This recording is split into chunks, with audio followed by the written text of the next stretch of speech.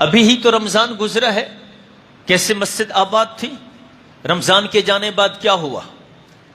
بہت ساری پوسٹیں فیس بک پہ، وہ بھی جناب وہ پوسٹیں کر رہے ہوتے ہیں کہ جی ضروری اعلان سماعت فرمائے، نمازی گم ہو گئے ہیں جناب، وہ جدھر ملیں تو ان کو بولو کہ مسجد آپ کو بلا رہی ہے۔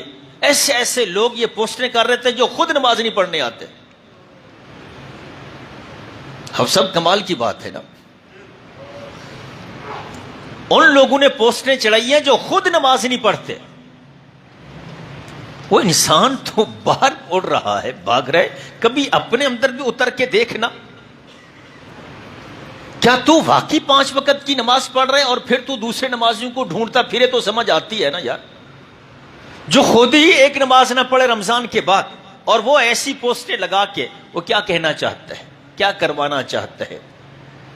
اللہ اکبر۔ یہی آج مسلم معاشرے کی ایک بہت بڑی جو ہے نا وہ ناکامی ہے کہ ہر بندہ دوسرے کو دیکھ رہا ہے، کسی نے خود کے اندر اتر کے دیکھنے کی کوشش ہی نہیں کی ہے۔